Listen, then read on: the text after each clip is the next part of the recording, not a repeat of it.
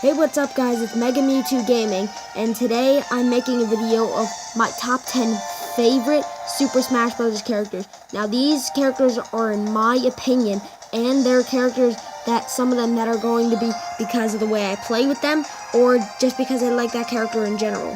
Alright, and enough with that guys, thank you for watching this today, like, comment, subscribe video. Now anyways, let's get right into the Smash! At number 10, we have the PSI boy, Ness. Ness has always been one of my favorite characters, but the thing is that it took me a while to get used to him because, as everyone might know, Ness comes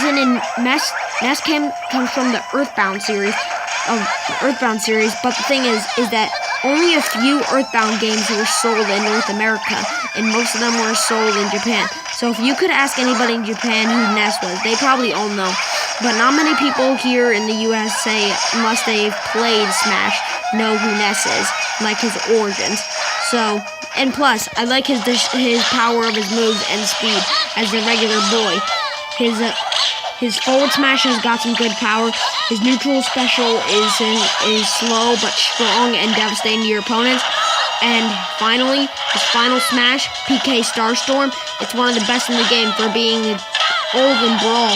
It just used to come in random directions. But in this game, however, in this game, you can actually choose where you want it to go. And that's some of the reasons that I love Ness and why he's number 10 on my list.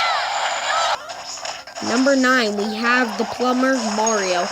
Mario obviously is very well known, and of course he's like one of Nintendo's main mascot if he isn't.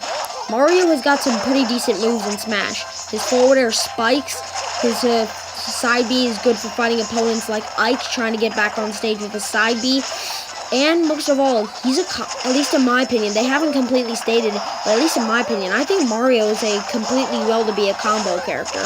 He's got plenty of moves for combos, and he's even used by one of the best players in the world named Ally.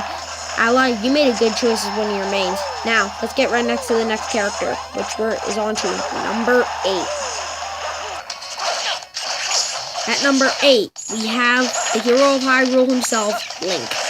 Link has been one of my favorite characters ever since Melee, especially with his hookshot grapple under the ledge, his special moves based off of the weapons he can get in his games, and everything else about him. He's got the Master Sword, and the Hylian Shield can block every projectile in the game. Well, I'm not sure about that, but I'm pretty sure most of it can block everything. And also, he's a very powerful character. If an opponent's at 80% and you hit him with a dash attack, they're dead. You don't even need a smash attack.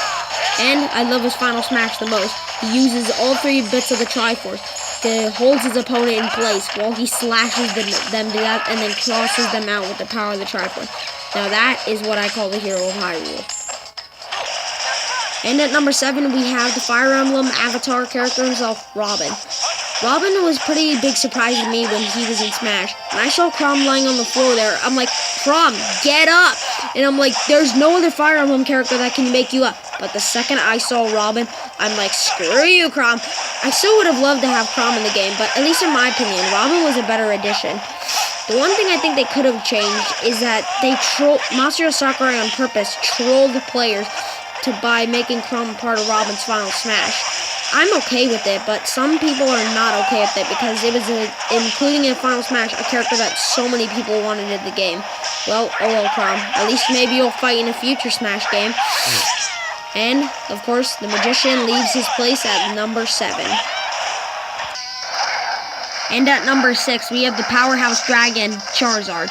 Charizard has always been my Kanto star to choose, also known as Charmander, and then Charmeleon, and then his Charizard form, which got in the game.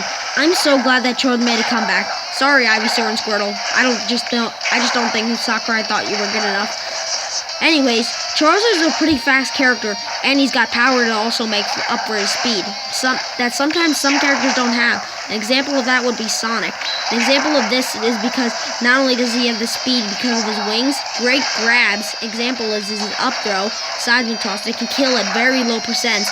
Also, he's got one of the strongest moves in the game, Rock Smash with complete super armor, and Flare Blitz, which sometimes, if you're lucky, it'll give you super armor. Now this move, whenever I think of these two moves, the word that comes to mind is OP. And that does not stand for Pokemon. At number 5, we have Little Mac. Little Mac was one of my favorite characters, especially when I saw his Punch-Out games. It actually makes me want to play his games. Well, anyways, Little Mac is obviously because since he's a boxer. And boxers, comparing it to video games in real life, boxers are powerhouses. They are like the strongest people you'll ever see. That's what makes Little Mac so special. Something that makes him so special in a bad way is his air abilities. Most fighters are able to edge guard. Oh, Little Mac, on the other hand, his down air can meteor, but your opponent has to be like at a 208% in order for it to meteor. But even if you do get it, oh, the opponent must be so triggered. At number 4, we have another Pokemon character, and that is Lucario. Something that makes Lucario a little bit more special than him. Sorry, Charizard, you didn't get this very high in the list. But something that Lucario has that Charizard doesn't. He's got all the tactics. He's got the power, the speed.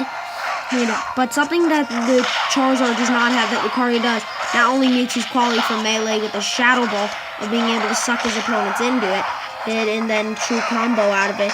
And it's something else is that they're also able to raise his damage due to his aura. This ability was present when Lucario was first announced in Brawl, which is what made him one of my favorite characters of all time. Plus, he's got an amazing movie, Lucario and the Mystery Mew. And if you haven't watched that movie yet, go watch it. It's a great movie, but you might not like the ending. And at number 3, we have the Falcon of the Punches. That's right, Captain Falcon. Captain Falcon has been one of my favorite characters, especially because of his power, just like other characters, power, speed, and some good moves to use in sudden death.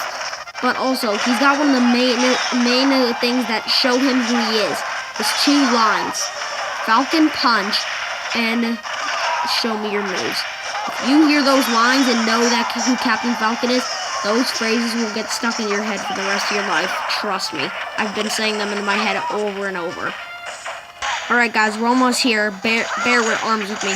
At number 2, which we've made it all the way. Number 2, we have one of the cool, at least in my opinion, one of the best clone characters in the game, Toon Link. He's pretty much Link with the same power, but he makes up for the power with speed, a little bit faster than Link. Now, everyone thinks clone characters are bad. But at least in my opinion, this is one of the best ones. Either this is one of the best ones or the best one. And at number 1, we have Kirby. That's right, the little puffball is at my number 1 spot on this list. Kirby is not only powerful and fast in this game, but if you just look at him, you literally, if he asks you for something, it's like impossible for you to say no. He's like one of the cutest things on the planet, and also deadly, so don't get too close to Kirby. Well, guys, there you go. That was my top 10 favorite Super Smash Bros. Fighters. Let me know in the comments who your top 10 favorite fighters are. And I'll see you guys in the next video.